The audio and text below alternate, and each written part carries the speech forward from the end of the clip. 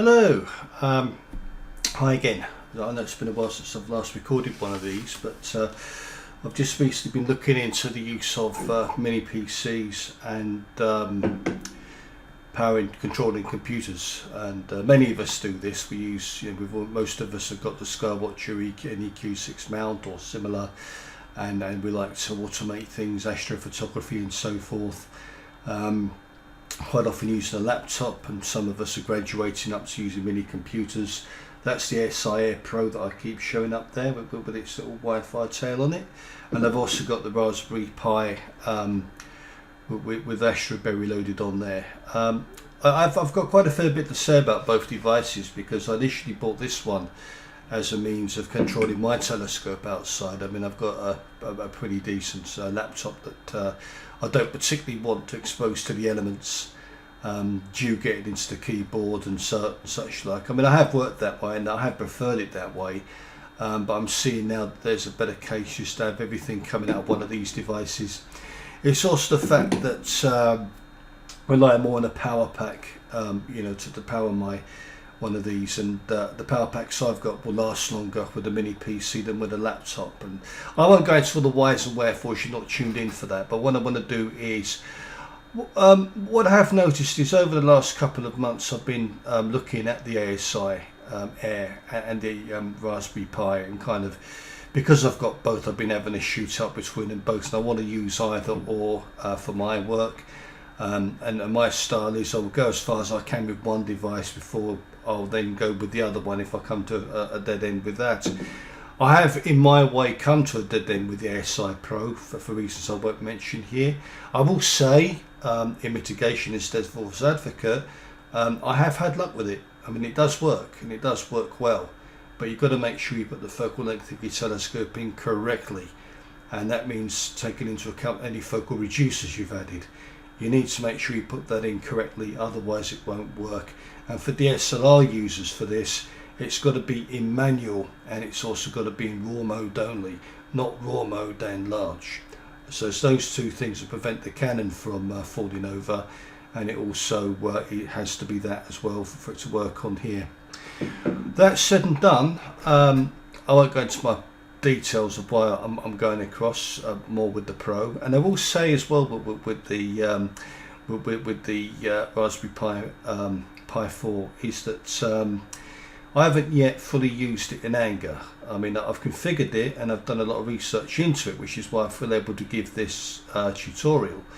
And the reason I'm giving this tutorial is while there are some good tutorials out there, I do feel they miss out on certain things, and certain parts could be communicated in another way.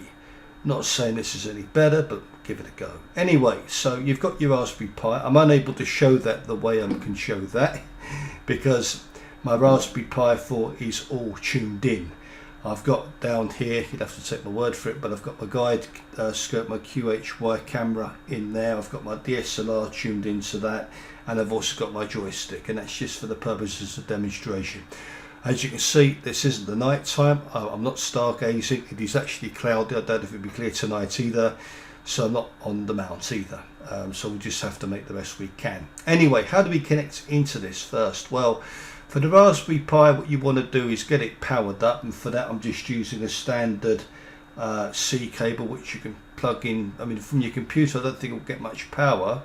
I've got mine plugged into a charger on the desk, but you can also use the plug that comes with it. So anyway, you want to get that onto your Wi-Fi, and you do that by connecting it into a standard monitor, and then use the mini HDMI cables that typically come with it to plug into it. Make sure you plug it into the first outlet, not the second, and that way you can move forward. So what you do is, once you've got it open, you can see it on the monitor, but I mean, I'm not going there because I've already done all that. But this is how you get the IP address anyway. So when you're in it, you can get the IP address of where you're connecting, and you simply pull up the console, the C console on there, do an IP config, hit enter, and this is where you get your IP address from. So you can either connect in quite straightforwardly from VNC, that does work, or indeed you can get VNC on a mobile device and use that. I mean, this is quite useful for various reasons. But anyway, The way I choose to go in is off the back of my browser. So if I open up my Google Chrome here and take a while to load and excuse the clutter, but I'm going to go to remote PC. I'll show you how to set that up, but give it a couple of minutes to boot up once you've powered it up. So once you've got the thing powered up properly with the Pi 4, you shouldn't need to do too much else. I didn't need to. I mean, there's all sorts of configuring this thing to enable for remote unattended desktop controlling. I am not showing it because I didn't need to do it. So if you need to, then there's other links and things which walk through that process with you. Anyhow, so what you do is you fire up your browser, you ignore the not secure part. I'm not worried about that at this stage.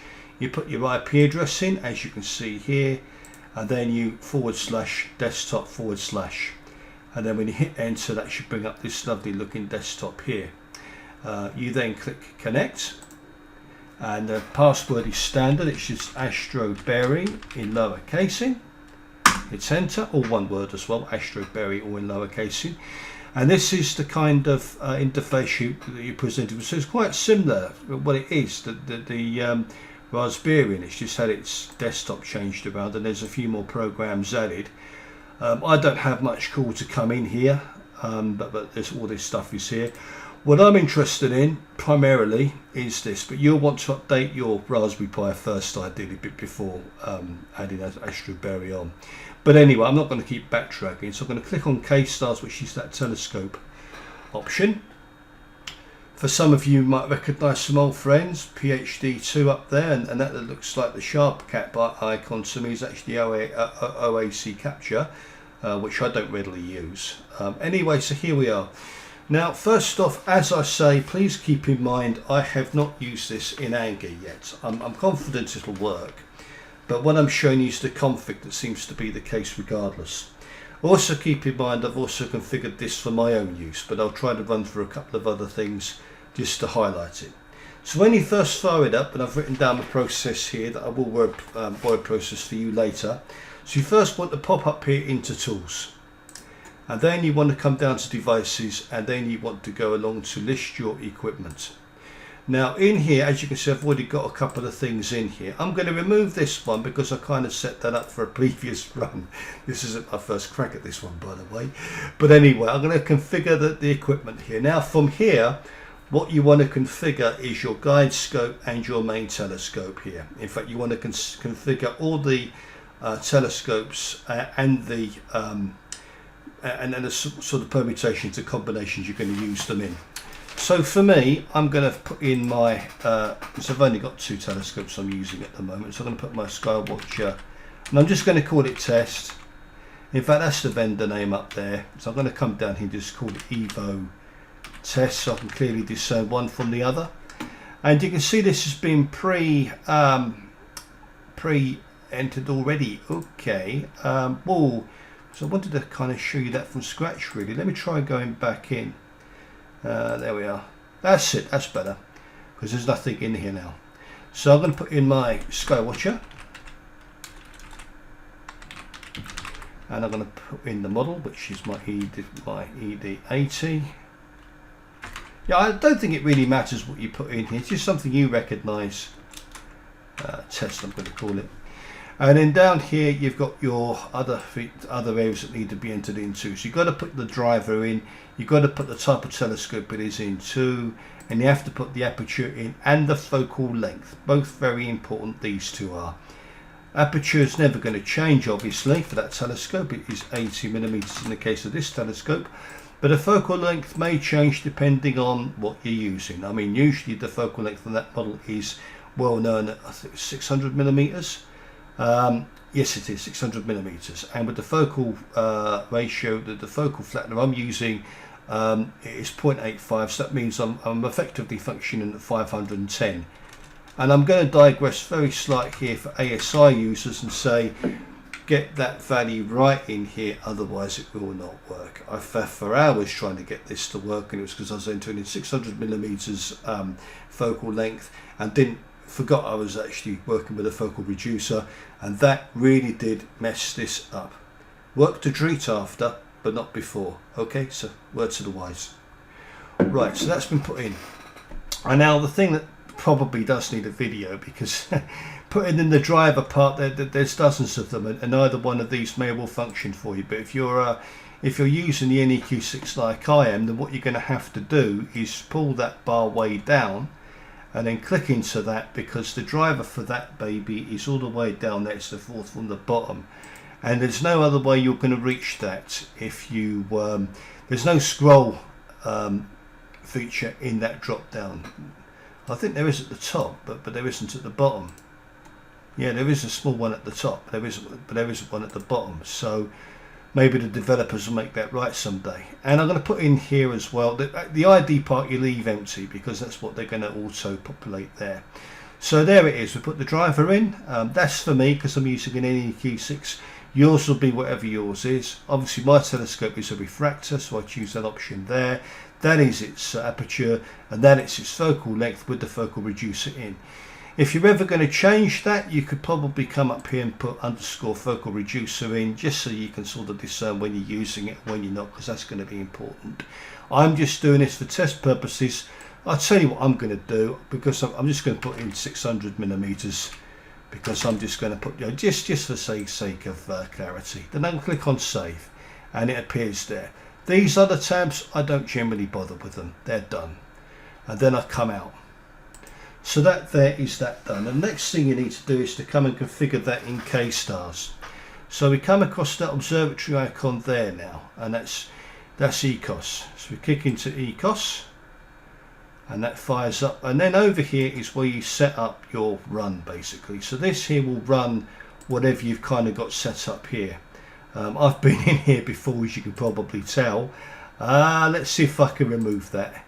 Yeah, I'll remove that one, and I'll put another one in. So I'm going to click on plus, and I'm going to put in a name. I'm going to call it John Smith.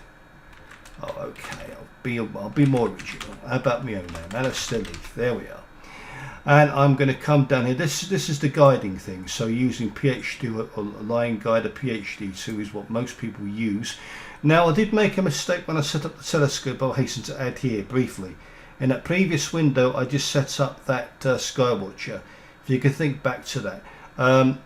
Also, remember to put your guide scope details in. I did write that down here, but because I'm not really running with one, I tend to leave that part out. But put your guide scope in, and you can see the reason for that down here, because you can put the other telescope in here, but the guide scope isn't there to add. So make sure you add that to begin with. That's my bad. I should have mentioned it, but I showed you how to add the main telescope there. Same stands for adding a guide scope, just the focal length and the aperture of the thing. So once we're done there, then I'm going to come down and I'm going to add my mount. And my mount is going to be, I don't suppose I made a note of where that was. That was going to be, it's under Skywatcher, of course it is. Yeah, under Skywatcher, EQ mount. So there we are, that's been entered in there. CCD, what is your main camera, in other words? DSLR I shoot with, so that's going to be a Canon, but that's what you put in your main sort of camera that you're using. Your guider, what are you using? I mean, I tend not to lead with the guider, and I'll tell you for why that is. It's because I don't need to expose for longer than 4 or 5 minutes. Any longer than that, I'm exposing light pollution, so there's no point. I just end up exposing sky glow at that level. So and thanks to dark frames of David Michael Woods, who tuned my mount, I don't really need, as long as it's properly balanced, I don't really need any longer than that. But for those of you who do, that's how you set up your guide. So focuser, haven't got one. Filter, haven't got one. Dome, weather, I don't know what that is. And then come over here, and this is where you can put in your other things. So if you're plate solving, you need to put in astrometry, that one there. And then for the aux2, you need to be putting in your wait for it, yeah, joystick or Sky Safari. There's the joystick. And for the third option, you need to put in your Sky Safari. You can see there is a ton of stuff. Thank the Lord it is in alphabetical order, otherwise I would never easily find it. There it is. So why have I set it up like that then? Well, first and foremost, because astrometry allows for the plate solving after. You have to have astrometry in. The joystick, alright, we're not gaming here, but here's my controller, and I like to connect that in for controlling the telescope. I mean, trust me, when you're at the eyepiece and you can move things while looking down the eyepiece or looking at your computer, far easier to use that than it is to do anything else. So I like to have that attached. So that's my joystick. And Sky Safari, well, Sky Safari, very briefly, will work with Astroberry. It wasn't written to work with Linux, I will say that now. It's not built on that platform. I mean, that Sky Safari was built on an iOS platform, and while I did look to see if there was a Linux version to it, they quite openly said it would require a whole new build because it's a whole different kind of platform architecture. So while we can still use it, the Sky Safari will not work directly. So I configure it up. And why do I configure it up? Well, I like to think and believe that Sky Safari automatically updates with any new objects. So any new asteroids you might want to see, any comets, any new objects, Sky Safari will update such that you can see those, whereas I don't think this K-Stars will. So that is all that set up there, and I'm going to click on save there. Okay, now that's that done. But what would be nice is if we could go into that, click run, and have everything kick off for us. So if we were to, if I was to close that down for the minute, and then come back across the tools, devices, and then come to device manager. So now what I've done, just go continue to that. So now what I've done here is, it's this part I believe makes all those drivers run automatic when you go in there. So you've got the telescope there, you scroll down, pardon me, that'll teach me to record without a glass of water beside me, won't it? Right, so you're going to spot it before me, I'll bet. There it is, EQ mount. There we get there in the end, don't we? So that's that one. And then we haven't got any focuses, CCDs now. We need to make sure that we input ZWO if you've got it. I'm not shooting with one of those at the minute. Nikon, yep, okay, that's my DSLR, run the service there.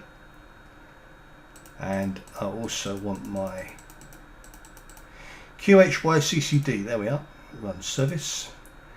And I think the rest of it kind of has to be, yeah, it won't be underneath that. I now need my auxiliary again, yep. Astrometry, oh look, they're both listed there, look. Astrometry, Sky Safari, there we are, and run service. So that should now mean that those all run. Looks like I'm missing something there. I think my DSLR, what's up to my DSLR? I think what's happened is my DSLR's gone on standby. Otherwise that would run. So maybe that's why that's fallen over. But make sure you got your camera on when you are in. But I mean, normally that would pick up. I don't know whether I have to go back in and recheck that now. The DSLR. There we are, Canon. Oh, that's already in there anyway. Okay, so it's not listed there probably because it was turned off. But those are the four principal devices, and of course the NEQ, the Skywatcher mount hasn't been connected, so that's not going to show anyway. So I'm going to close that, and I'm going to come across to here, and I'm going to close that, and then I'm going to come back up to K-Stars, or ECOS, sorry. And I'm going to come down here, and you see I'm selected. So I've got various profiles I've selected there. Because you can see I run with my ED80. The reason why there's more than one here is because one's got the ZWO connected at the end of it, and that one there's just got my focal reducer. So with my DSLR. So I use either or here. I might even set one of these up for this video. So, and again, you can come back in and edit that if there's anything you want to change later. So once you've done that, all you need to do is click on play, and that reminds you that you've got your servers running in the background, and all of these should then kick off, minus my DSLR for some reason. I don't quite know what's happened there. Yes, it is turned on. That's something I'll troubleshoot later. Unable to establish connection there. I don't know what's happened there, but normally the DSLR would come on. I'm not going to troubleshoot that here. Something I've probably done wrong, but I'm sure that's not broken.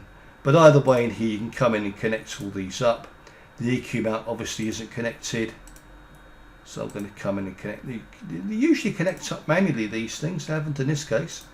And the Sky Safari might not connect here because I've got to put that value in with the IP address for that to work. I mean, I'll do another video on setting up the Sky Safari for this.